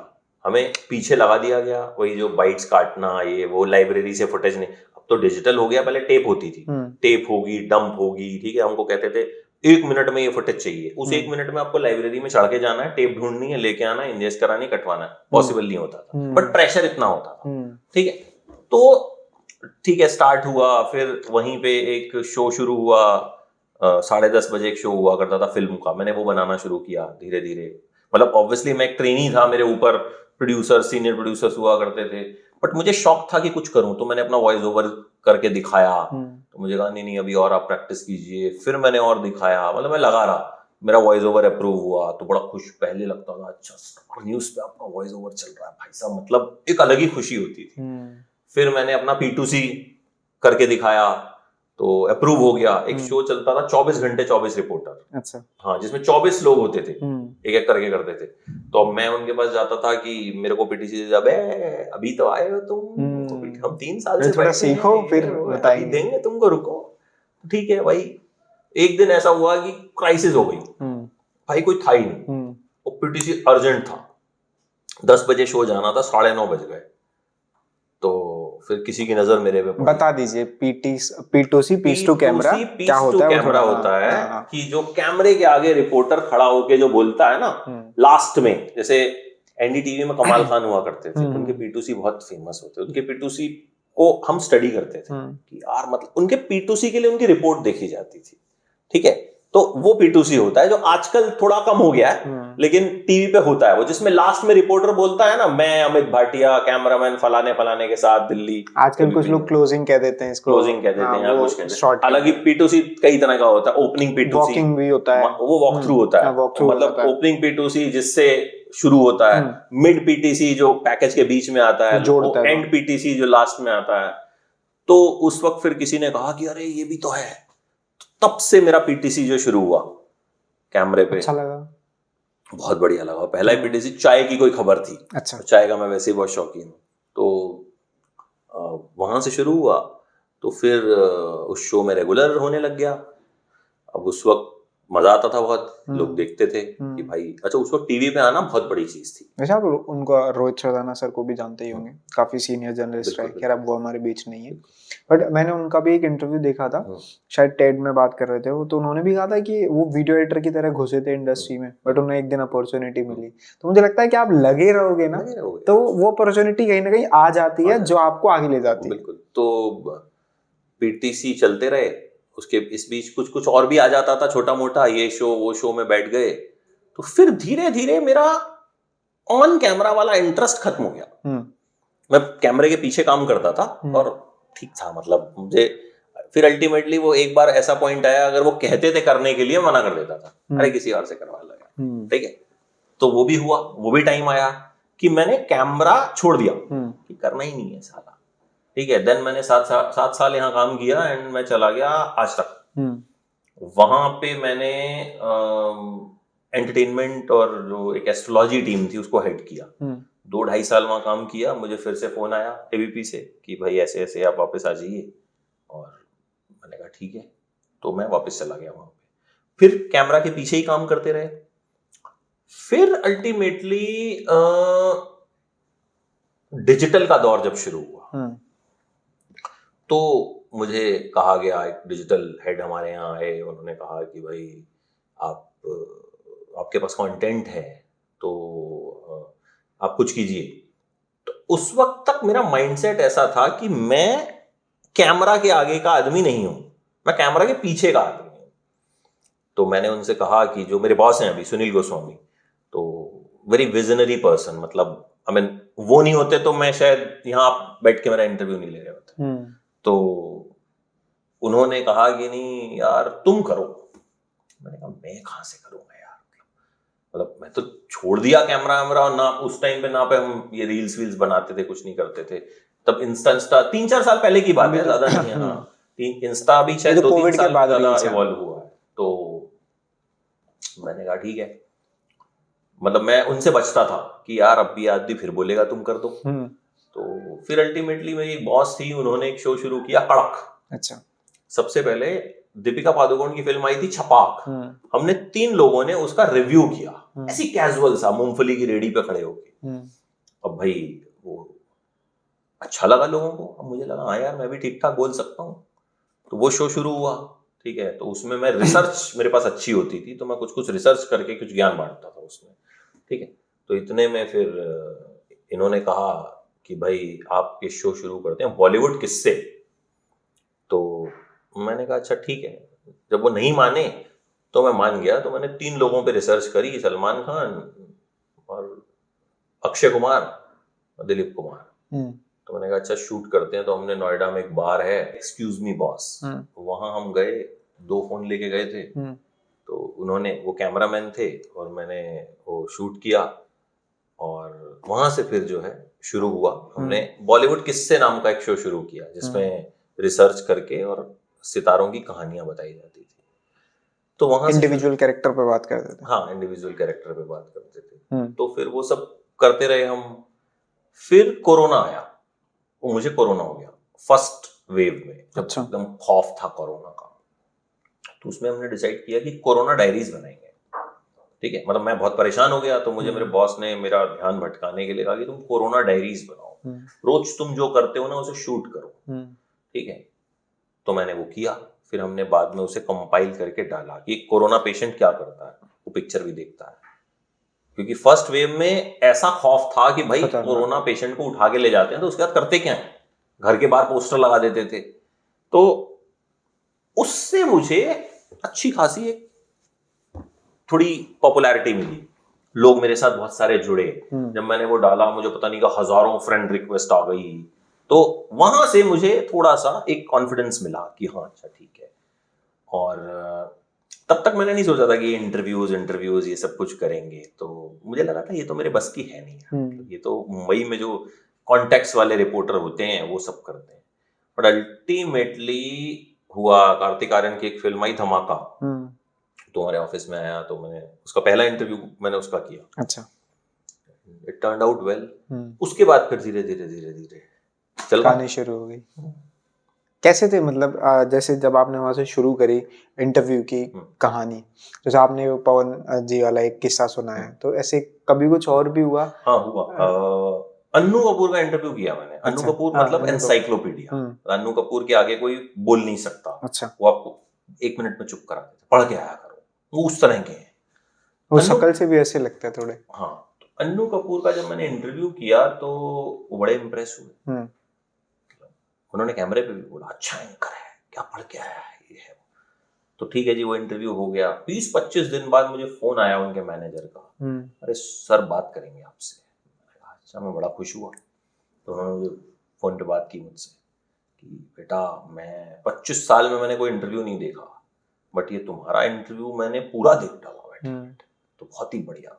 तुमने जो है मतलब कुछ वर्ड इस्तेमाल किया था कि तुमने पूरा स्कैन कर लिया मुझे और इस तरीके से। तो वो मेरे लिए एक ऐसा मोमेंट था जो हमेशा मुझे मतलब याद रहेगा कि मुझे अन्नू कपूर ने फोन किया। मतलब वो, क्योंकि अन्नू कपूर का शो चलता है, आपको पता होगा, सुहाना सफर विद अन्नू कपूर, उसमें उनकी कमाल की रिसर्च होती है। मतलब उनसे बड़ा मैं रिसर्च के मामले में, प्रेजेंटेशन के मामले में किसी को नहीं समझता हूँ, कोई है ही नहीं। तो उनसे तारीफ मिलना बहुत बड़ी चीज थी। ये हुआ। फिर जावेद साहब आए, जावेद अख्तर। तो रात को आए थे, थक चुके थे, तो पानी की बोतल रखी थी टेबल पे, तो मैंने कहा सर पीछे रख देते हैं। तो बोले हाँ, तो मतलब 10 मिनट ही तो बात करेंगे ना। तो पीछे रखी उन्होंने, हमारी बातचीत 1 घंटा चली। 1 घंटे बाद भी मैंने बंद किया इंटरव्यू। मैंने कहा थक गए हैं, कहीं गुस्सा ना हो जाए। फिर वो मुझे बोल के गए जब जा रहे थे पार्किंग में, अच्छा इंटरव्यू किया। मैंने कहा सर आपसे तो मैं ये पूछने की हिम्मत भी नहीं कर सकता सही, आप कैसे पूछोगे कि सर कैसा लगा आपको? नहीं पूछ सकते। तो वो चीज थी। और फिर कुछ लोग जब रिसर्च की तारीफ करते हैं तो अच्छा लगता है। मतलब पवन सिंह का फोन आया मेरे पास, अरे भैया इतना वायरल करवा दिया आपने। तो वो बड़े, उनको भी लगा कि मतलब पवन सिंह का इंटरव्यू कर रहे थे, हमने कुछ ऐसे सवाल किए कि उनकी टीम भी एकदम डर गई कि भाई अभी पवन सिंह भड़क जाएगा। थोड़ा गुस्सैल स्वभाव के हैं ऐसा कहा जाता है, बट मुझे लगा नहीं वैसा। तो बोले भैया किसी और ने पूछा होता हम पीट दिए होते, आपने जिस तरह से पूछा मजा आया हमको। तो वही होता है कि जब आप किसी को एक रिस्पेक्ट से बात करते हैं, किसी के साथ रिसर्च करके जाते हैं, कि सामने वाले को ये ना लगे कि बस आप आ गए और आपने मतलब हाँ जी कैसा लग रहा है जी, क्या लग रहा है जी, ये वो। तो वो चीज मुझे लगता है कि वो कहीं ना कहीं आज थोड़ी मिसिंग है। लोग बस चले जाते हैं, वो पहले ये सोचते हैं रील कौन सी बनानी है। इंटरव्यू तो वो एक मुझे लगता है सेकेंडरी है। फर्स्ट है फोटो कहां खींचेगी, यहाँ फ्रेम अच्छा आएगा, और रील कौन सी शायद बैकएंड में वही होता है, क्योंकि रियल पर्पस तो होता नहीं है। खैर आप जब इंटरव्यू लेते हैं, बहुत सारे लोगों के आपने इंटरव्यू किए हैं, जिसमें जावेद अख्तर हैं, जिसमें सुनील शेट्टी हैं, और भी बहुत सारे अन्नू कपूर और कार्तिक आर्यन से आपने शुरू की कहानी, और वो लंबी जाती है। ऋचा चड्ढा का भी इंटरव्यू किया आपने, वो लंबी फरिश्ते में बताऊंगा तो लंबे नाम जाएंगे। ऑन कैमरा तो हम इंटरव्यू में सुन लेते हैं, देख लेते हैं। ऑफ कैमरा के कन्वर्सेशंस होते हैं। जितने भी बॉलीवुड एक्टर्स के साथ आपने इंटरव्यू किए, सबसे ज्यादा कंफर्टेबल किसके साथ फील किया? क्या लगा कि कौन एक्टर बात करने में बहुत? मेरे साथ ना पता नहीं क्यों मैक्सिमम लोग एकदम कंफर्टेबल रहे। मैक्सिमम लोग, मतलब मुझे ज्यादा टफ टाइम किसी के साथ लगा नहीं कि इसके साथ मुझे दिक्कत आई हो या इसके साथ ऐसा हुआ हो।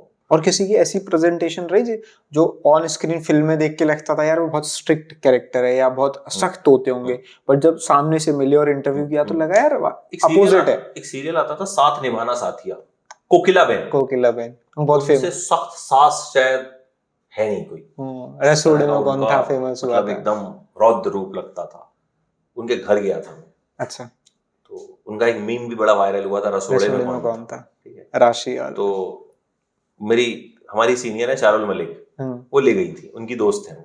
तो मैंने चारुल से रिक्वेस्ट किया तो वो ले गई। तो उनके घर में गए तो मैंने फिर उनसे पूछा कि आपके रसोड़े में चलें। अच्छा, वो बड़ी पर्टिकुलर है कि मतलब मेरे घर में कोई नहीं आएगा। अच्छा। बट चारुल की वजह से उन्होंने अलाउ किया।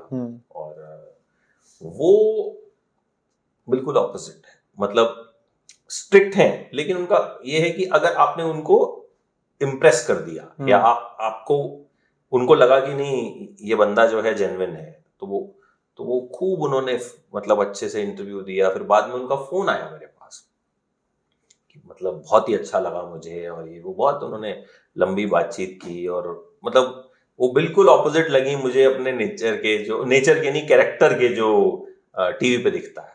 तो ये कोकिला बेन रियली स्ट्रिक्ट सास जो बनी है, मतलब सॉफ्ट हार्टेड है। अच्छा। हाँ। और जो बॉलीवुड एक्ट्रेस में बात करें इधर, अब वो टीवी सीरियल्स में आ जाती हैं, टीवी एक्ट्रेस में आ जाती हैं, बॉलीवुड के कोई बड़े फेसेस में ऐसा कुछ लगा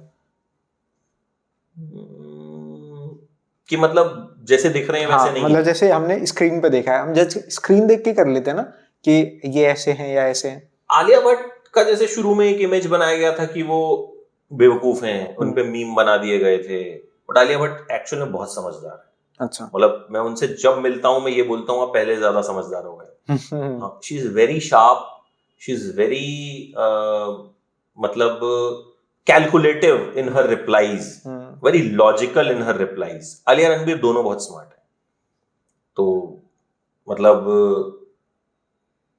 ये एक है कि जो उनकी एक इमेज है वो उसके ऑपोजिट है। कंगना भी मुझे लगता है कि आजकल तो चल नहीं रही है पिक्चरें। दौर होता है, ऐसा कुछ नहीं है, मतलब सबका दौर आता है। वो आपकी रील देखी मैंने कि कभी सचिन तेंदुलकर भी तो 0 पे आउट हो जाता है ना, विराट कोहली भी तो 0 पे आउट हो जाता है, वो इंटरेस्टिंग था। दौर होता है हमेशा, मतलब कभी भी जो नहीं चल रहा उसको आप ये मत समझिए कि ये खत्म हो गया, ये चलेगा नहीं। एक फिल्म आएगी। क्या कारण लगता है वैसे आपको, क्यों नहीं चल रही उनकी फिल्में? यार फिलहाल मुझे एक ही कारण लगता है, कंटेंट, और कोई दूसरा कारण होता नहीं है। किसी की भी कंट्रोवर्सी की वजह से फिल्म पिटती नहीं है। कंटेंट में दम है ना। अगर फिल्म आई थी कांतारा, आपको पता तब चला होगा जब एक हफ्ते बाद वो फिल्म की तारीफ हो रही थी, ठीक है। ऐसी कई फिल्में इस दौरान आई जो हमें रिलीज के बाद पता चली, यार ये तो बड़ी कमाल की फिल्म। एक और आई थी जिसमें अनुपम खेर भी थे, कृष्णा का रोल किया था उन्होंने, मैं नाम भूल रहा हूँ उस फिल्म का, वो भी साउथ की फिल्म थी, वो भी बहुत बाद में चली और मतलब अच्छी चली। तो कंटेंट और कोई रीजन नहीं। बाहुबली के साथ भी ऐसा हुआ था, रिलीज और उससे पहले उसकी कोई हाइप नहीं थी, बट उसकी इकलौता रीजन कंटेंट होता है और कोई रीजन नहीं। अभी जो बॉलीवुड की फिल्में, जैसे हमने देखा सुशांत सिंह राजपूत के जाने के बाद जो हालत हुई है बॉलीवुड इंडस्ट्री की, अभी तो फिल्में चल रही हैं, जस्ट अभी कुछ समय से पहले, वरना जो बीच में एकदम ऐसे कहते थे बॉलीवुड खत्म हो रहा है, कंटेंट हो रहा है, कंटेंट नहीं था फिल्म। अब कहीं ना कहीं जो फिल्में आ रही हैं उनमें कुछ कंटेंट है, मसाला है, कुछ भी है, लोगों को एक रीजन दिया जा रहा है कि वो थिएटर में आए तो ही आ रहे हैं। आप खराब फिल्म बनाओगे नहीं आएंगे। टाइगर 3 उतनी नहीं चली, कंटेंट वीक था कंपैरेटिवली। सलमान के स्टारडम के दम पे चल गई जितनी चलनी थी, लेकिन कंटेंट वीक था तो नहीं चलेगी यार। मतलब आप लोगों को ऑडियंस कुछ भी नहीं परोस सकते आप। ये नहीं आप कुछ भी परोस दोगे तो वो देख लेंगे, ऐसा नहीं होता। और ये साउथ वर्सेस बॉलीवुड की जो लड़ाई रहती है, क्या स्टैंड? कोई लड़ाई नहीं है, इन लोग सब तो साथ में काम कर रहे हैं। रश्मिका मंदाना एनिमल में है, तो ये सब सिर्फ मीडिया के बनाए हुए गिमिक्स होते हैं और कुछ नहीं होता, ठीक है। साउथ में भी फिल्में, हम तो मीडिया वाली बात कर रहे हैं ना, साउथ में भी फिल्में पिटती हैं। आपको सिर्फ उन फिल्मों के बारे में पता है जो चली हैं। साउथ में भी फिल्में फ्लॉप होती हैं, ऐसा थोड़ी है नहीं होती हैं, लेकिन हम बात नहीं करते। उन्होंने एक बना दिया कि अच्छा साउथ में चल रही हैं और ये हो रहा है, ऐसा कुछ नहीं है। वहां भी वही सब हो रहा है जो यहाँ हो रहा है। पर जितने बड़े हिट्स अभी पिछले कुछ सालों में साउथ ने हमें दिए, बॉलीवुड नहीं दे पा रहा। जैसे बाहुबली दोनों, KGF दोनों, पुष्पा जितनी हिट हुई, कांतारा भी जिसने अपने दम पे काफी आगे तक पहुंची। तो मतलब जो कलेक्शन के मामले में RRR को कैसे भूल सकता हूँ मैं, जवान चली तो, बट कलेक्शन में कहीं ना कहीं अभी भी वो है ना, वैसे वो सिर्फ परसेप्शन है वो। अच्छा, हाँ वो सिर्फ परसेप्शन है, ऐसा कुछ नहीं है। इस साल तो खूब चली है फिल्में, इस साल तो आप नहीं कह सकते कि बॉलीवुड की फिल्में नहीं चली। अभी शाहरुख खान की डंकी भी आ रही है, डंकी भी आ रही है। ये साल शाहरुख खान के नाम होगा, बिल्कुल शाहरुख खान के नाम। 200-500 करोड़ क्लब के दे, जबरदस्त। और अब तो डंकी आएगी तो डंकी भी चलेगी चलेगी। राजकुमार हिरानी की फिल्म है तो उनपे भी भरोसा ज्यादा है। फिर शाहरुख का दौर भी चली पड़ा है दोबारा से। फेवरेट डायरेक्टर कौन है आपका? फेवरेट डायरेक्टर जिसका काम एकदम लाजवाब लगता है? राजकुमार हिरानी कह सकते हैं, क्योंकि मुझे पसंद है, मतलब उनकी फिल्में, उनका सिनेमा कहीं ना कहीं कुछ दे के जाता है हमको। ऐसे लोग कह रहे हैं कि जब ये डंकी आएगी तो लोग 3 इडियट्स को भूल जाएंगे। यार वो हर बार होता है। विराट कोहली ने सचिन का रिकॉर्ड तोड़ दिया, कोई विराट कोहली का भी तो तोड़ेगा। तो अच्छा आएंगी तो मतलब ऐसा कुछ नहीं है, और डिपेंड करेगा कि फिल्म कैसी है। हम लोग ना एक्चुअली ना परसेप्शंस बड़ी जल्दी बनाते हैं, हेडलाइंस, ठीक है, इतने पोर्टल्स हैं, इतने कुछ हैं, सबको मसाला चाहिए कुछ कुछ। तो ये सब वेग थॉट्स होते हैं कि भाई मतलब, अब कई बार कुछ स्टार से मैं बात करता हूँ, कहते हैं भाई ये छपा है, ऐसा मुझे भी नहीं पता ऐसा कुछ होने वाला। तो ये सब छापे जाते हैं और ये कुछ PR गिमिक्स भी होते हैं। देखो 3 इडियट्स बीत चुकी ना, तो इस खबर को कौन प्रमोट करना चाहेगा कि 3 इडियट्स को भूल जाओगे? जाहिर है डंकी प्रमोट करना चाहेगा, सेम डायरेक्टर, तो बस वो सब आपके दिमाग में फीड किया जाता है कि, बट होता कुछ नहीं है उससे। इलेक्शन से पहले हर पार्टी कह रही होती है हम जीतेंगे, अंदर से सबको पता होता है कि क्या है, सब कहते हैं ना हम जीतेंगे, वही होता है। एंड तक माहौल बनाने की कोशिश की जाती है, लेकिन होता वही है जो होना है। अब विवेक अग्निहोत्री की फिल्म आई कश्मीर फाइल्स, भाई बहुत चल गई, वैक्सीन वार नहीं चली। तो ऐसा नहीं है ना कि विवेक अग्निहोत्री हैं, एक फिल्म चल गई तो दूसरी चली जाएगी। तो वो डिपेंड करता है माहौल पे, डिपेंड करता है फिल्म पे, बहुत चीजों पे डिपेंड करता है। जैसे हम जर्नलिस्ट हैं, बॉलीवुड एक्टर्स हैं, कहते हैं कि मीडिया के हाथ में होता है किसी को भी बनाना, किसी को भी गिराना, दोनों चीजें। मैं नहीं मानता। जो तो मैं उसको एक बार एक्सप्लेन कर देता हूँ, फिर आप अपना बताइएगा। तो कई बार ऐसी जो फिल्में जर्नलिस्टों पे बनी हैं और जिनको जितना भी जर्नलिज्म और जर्नलिस्ट को इंडिविजुअली प्रोजेक्ट किया गया है, वहाँ कुछ ऐसा दिखाया जाता है जिससे कि लोगों में छोटा सा परसेप्शन जनरेट होता है कि मीडिया के हाथ में, और खासकर फिल्म सिटी मीडिया के हाथ में, जो नोएडा वाली मीडिया है उसके हाथ में ये है कि वो किसी को भी बना सकती है, किसी को भी बिगाड़ सकती है। हमें लगता है कि हम बॉलीवुड सेलिब्रिटीज या फिल्म स्टार्स के साथ खड़े हैं, कॉन्टेक्स्ट बना रहे हैं, उनकी तरफ से भी तो ऐसा होता है ना कि जर्नलिस्ट के लिए सॉफ्ट कॉर्नर होना, ताकि मेरी खबरें चल जाएं या मुझे स्पेस दें या मेरा इंटरव्यू लें। वो ऐसी चीजें कभी ऐसा एंटरटेनमेंट जर्नलिस्ट होने के नाते फील करें? होता, बहुत होता, मतलब बहुत नॉर्मल है। रियलिटी है इसमें। हाँ, बहुत नॉर्मल है। खबरें चलाने के लिए ऐसे फोन आता है कभी, अमित जी ये ऐसे हाँ आते हैं, क्यों नहीं आते, कई आते हैं। वो खुद नहीं करते हैं, उनकी टीम करती है, दे हैव पीपल ना, तो वो करते हैं, ऐसा नहीं होता। कुछ लोग डायरेक्ट भी करते हैं, ऐसे नहीं बोलते हैं, एक रिलेशन डेवलप करने की कोशिश की जाती है। और कहीं ना कहीं देखो, सबको पता है कि अगर आपका उनके लिए एक सॉफ्ट कॉर्नर होगा तो कहीं ना कहीं आप कर दोगे कुछ। तो ये उम्मीदें सब लोग करते हैं और बहुत लोग करते भी हैं ऐसा। एज अ जर्नलिस्ट सबसे बड़ा चैलेंज 16 साल के करियर में क्या लगा आपको? आपने 16 साल जर्नलिज्म में बिताए। अपनी क्रेडिबिलिटी को बना के रखना एक बहुत बड़ा चैलेंज है, ठीक है। अब जैसे थोड़े दिन पहले फिल्म आई तेजस, कंगना की। अब मैंने वो फिल्म देखी, मुझे अच्छी नहीं लगी, मैंने उसका रिव्यू अच्छा नहीं किया, नेचुरल सी बात है। तो जब आज की डेट में जब आप ऐसा करते हो तो एक आपके ऊपर प्रेशर आता है, अच्छा ठीक है यार, कंगना अब आपको इंटरव्यू नहीं देगी, ऐसा नहीं करेगी, ठीक है। अब आपको अपनी क्रेडिबिलिटी भी बना के रखनी है, आपको वहां पे भी सारी चीजें, इंटरव्यू भी करना है। ये एक बहुत बड़ा चैलेंज होता है कि आप बैलेंस कैसे बिठाते हो। ऐसी चीज कभी रियलिटी में फेस हुई है? कभी इतने सारे फिल्मों के रिव्यू किए, कर दिया जैसा वास्तव में लगा, बट उसका रिजल्ट, अब जैसे किसी एक्टर एक्ट्रेस के बारे में जब हमें नहीं रोल पसंद आया, नहीं स्क्रिप्ट पसंद आई, तो बोलते हैं, बोलना पड़ेगा क्योंकि जनता तो हमसे तथ्य एक्सपेक्ट करती है, रियलिटी चाहती है, बट इसका खामियाजा वहां से भुगतना पड़ा। बहुत कम, बहुत कुछ, अभी तक मुझे ऐसा कुछ लगा नहीं। ऐसा कुछ खास नहीं लगा। मतलब हम जो करते हैं वो मतलब कोशिश, क्योंकि देखो अब मेरे पास कल से लेके अब तक पर्सनली 25 मैसेज आ चुके होंगे, एनिमल देखें या नहीं देखें, तो लोग आपसे एक्सपेक्ट करते हैं ना कि आप जेन्युइन चीज बताओ। तो मुझे लगता है वही बतानी चाहिए। अब Vicky Kaushal, I share a very good relation with Vicky Kaushal, ठीक है, बट मुझे सैम बहादुर अच्छी नहीं लगी, तो मैंने बोला नहीं है अच्छी। ऐसा तो है नहीं कि मेरा दोस्त है या कुछ है तो मैं बोल दूंगा कि हाँ भाई बहुत बढ़िया, बहुत बढ़िया। तो ये नॉर्मल है यार, मतलब आई मीन यू शुड, और उनको भी पता होता है।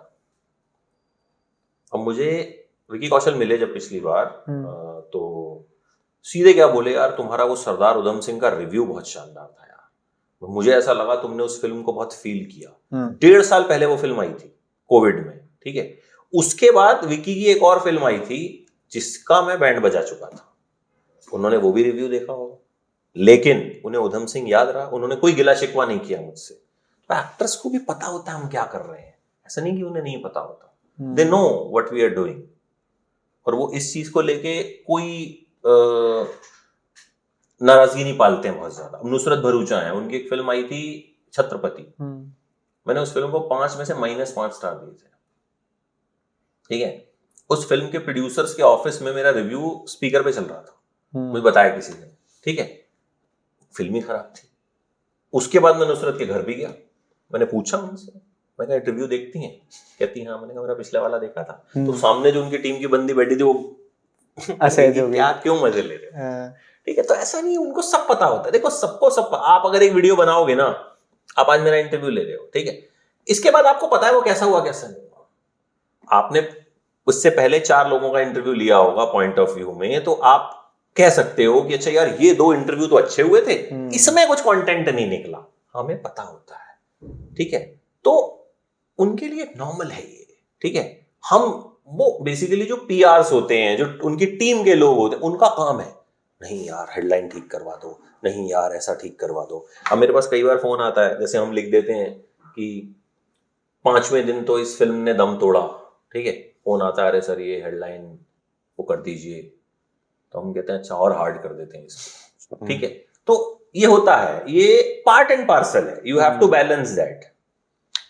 इतनी सारी फिल्मों के अब तक रिव्यू किए, खुद की फेवरेट फिल्म कौन सी है?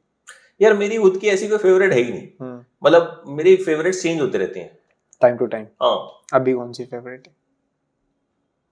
कोई ऐसी नहीं है पिछले 1-2 साल में जो देखी हो। 12th फेल अच्छी लगी थी मुझे, काफी अच्छी लगी थी, इंस्पायरिंग है। ऐसी फिल्म जो आपने देखी है बट लगता है आपको कि मार्केट में सबसे ज्यादा अंडररेटेड है, लोगों को देखनी चाहिए? कई देखी पिछले दिनों में। 12th फेल भी मैं यही कहूंगा, 12th फेल को जिस तरह का सक्सेस मिलना चाहिए था वो सक्सेस है, हिट है, और भी अच्छा। अब 12th फेल में आपको बताता हूँ, 12th फेल में विदु विनोद चोपड़ा ने मीडिया का मजाक उड़ाया। एक लड़का होता है उसमें, उसको बोलते हैं कि तू झूठ बहुत अच्छे से बोलता है, सही तरीके से बोलता है, तू मीडिया रिपोर्टर बन जा। तो मैंने जब उस फिल्म का रिव्यू किया, मैंने उसी लाइन से शुरू किया कि चोपड़ा साहब आप ही का कहना है कि मीडिया झूठ बोलता है, तो मैं सच बता देता हूँ आपको।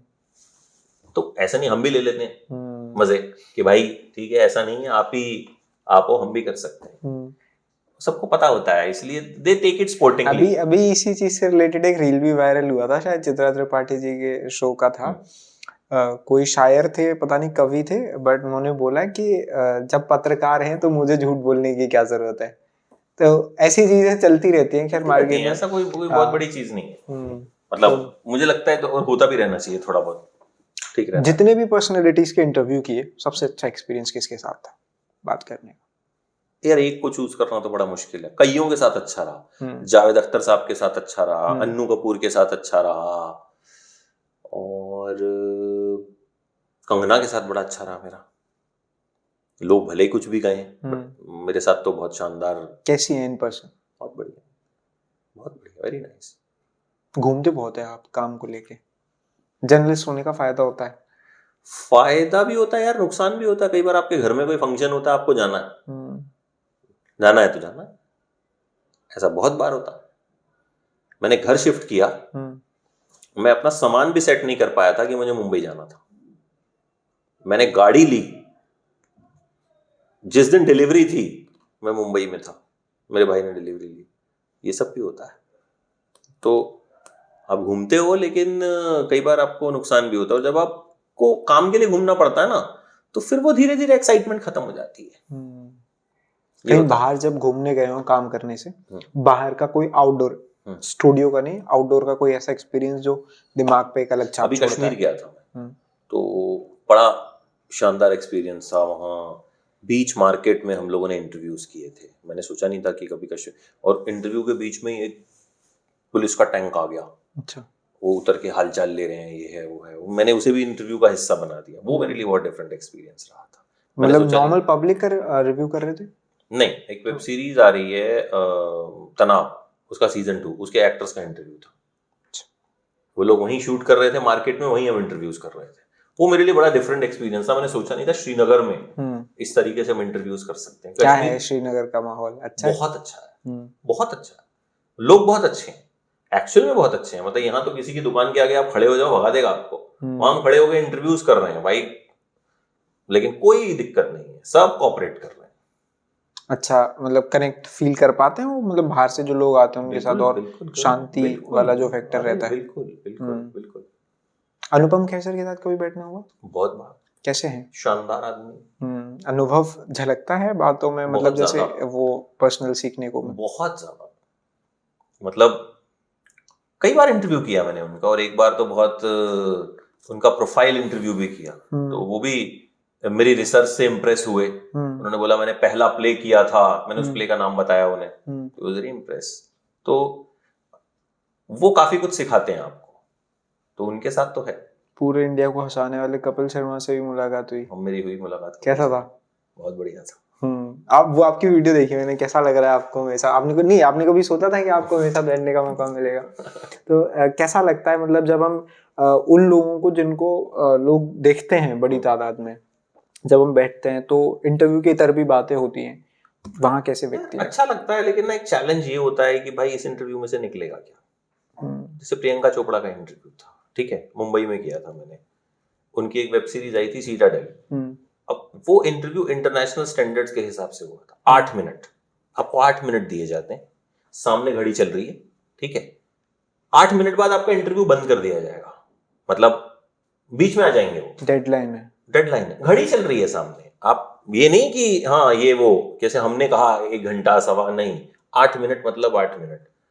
तो और सवाल आपको पहले से देने, वो फाइनल करेंगे वो सवाल, वही आप पूछ सकते हो, ठीक है। अब मेरी आदत नहीं है, मैं कभी सवाल बनाता ही नहीं, मैं सिर्फ रिसर्च करता हूँ, ठीक है। तो अब उसमें आपको बड़े सोफिस्टिकेटेड, प्रियंका क्योंकि विदेश में ज्यादा रहती हैं अब, तो वहाँ जर्नलिस्ट भी, जो हिंदी जर्नलिस्ट हैं उनमें भी एक्सेंट आ गया कि वो प्रियंका से बात कर रहे हैं तो एकदम वैसे कि so how do you feel doing the action. तो अब हॉलीवुड वाला एक्सेंट, हम तो देसी लोग हैं, मैंने तो how do you feel doing the action को भी ऐसे ही पूछा, मैंने कहा चोट वोट लगी, फोड़ दिया आपने। तो प्रियंका को भी मजा आया, क्या देसी आदमी बात कर रहा है। तो जब 7 मिनट हो गए, 7.25 मिनट हो गए, तो मैंने प्रियंका से बोला मेरे पास 30 सेकंड्स बचे हैं और एक सवाल मुझे पूछना है। उसने कहा कि आपके पास 30 सेकंड है ना, मैं जवाब 5 मिनट में दे सकती हूँ। तो मेरे लिए मैदान खोल गया। तो प्रियंका बोल रही है तो कैसे रोक दोगे उसको। तो मैंने उनसे लास्ट में एक ऐसी, बाकी मैंने स्टिक रहा उस पे, लेकिन लास्ट में पूछ लिया निक जोनस पे सवाल, वही वायरल हो गया। अच्छा।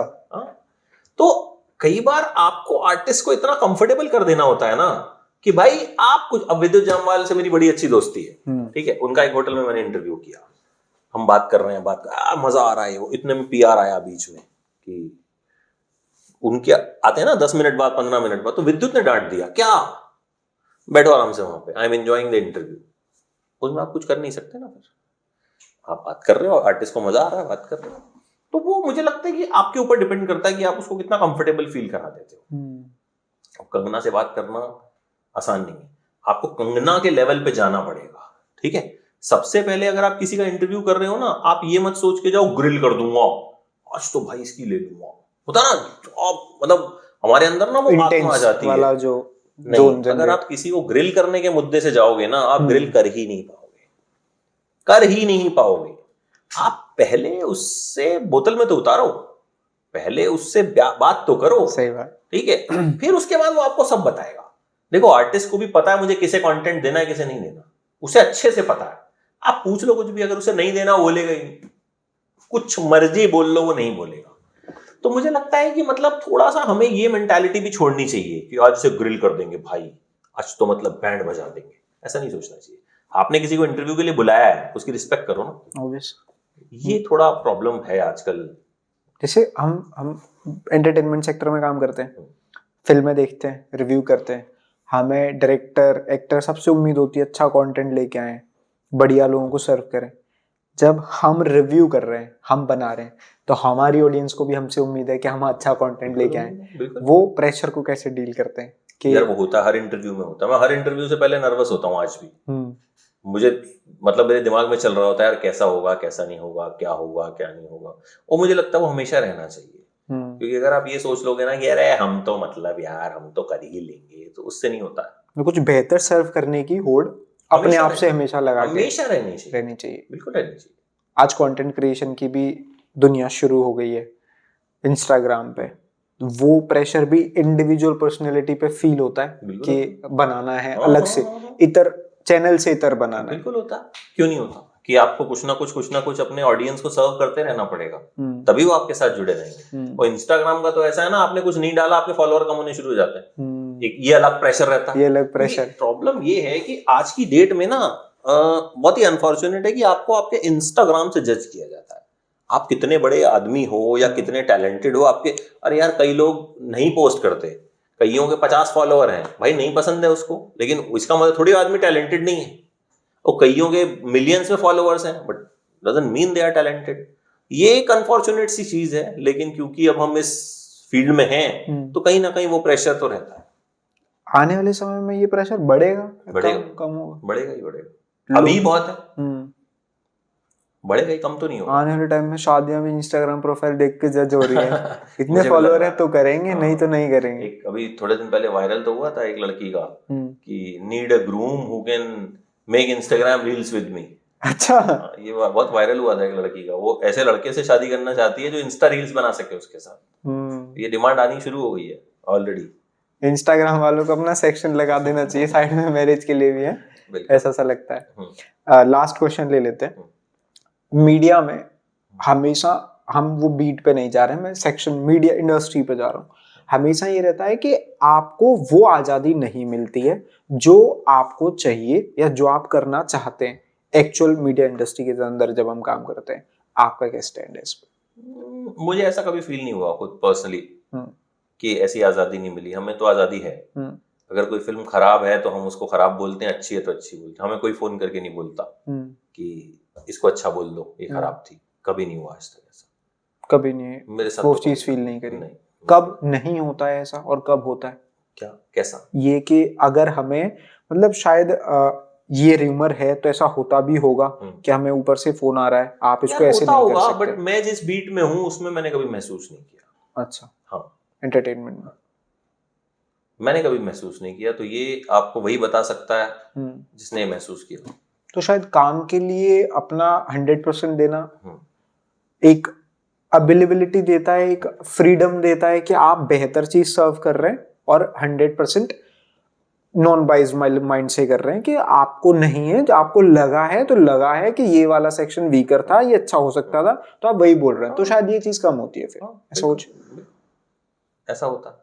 आप डिजिटल पे काम कर रहे हैं, डिजिटल क्रिएटर्स के लिए कोई एडवाइस? यार वही क्रिएट करो जिसमें इंटरेस्ट है। ये मत देखो कि फलाना मेकअप की वीडियो बना रहा है तो मैं भी बनाऊं, भाई उसकी एक्सपर्टीज होगी मेकअप में, आप पता चले मेकअप करो किसी को और बंदर बना दो, क्या फायदा उसका? या अगर कोई फलाना स्पोर्ट्स की वीडियो बना रहा है तो आप वो मत शुरू हो जाओ, उसको स्पोर्ट्स की नॉलेज होगी, तो अपनी स्ट्रेंथ पे खेलना चाहिए। मेरा ये मानना है कि अगर आप अपनी स्ट्रेंथ पे खेलोगे और कंसिस्टेंसी, हम क्या होता है ना, हम 4 वीडियो डालते हैं, चल तो रही नहीं है यार, भाई इतने लोग हैं, वक्त लगता है, तो कंसिस्टेंट रहो और अपनी स्ट्रेंथ पे खेलो, तो आई थिंक आपको सक्सेस मिल जाती है। लोगों को लगे रहना चाहिए, चिपके रहना चाहिए। बिल्कुल। थैंक यू वेरी मच हमसे बात करने के लिए। बाकी आप लोगों ने ये सारी बातें तो सुन ही ली हैं।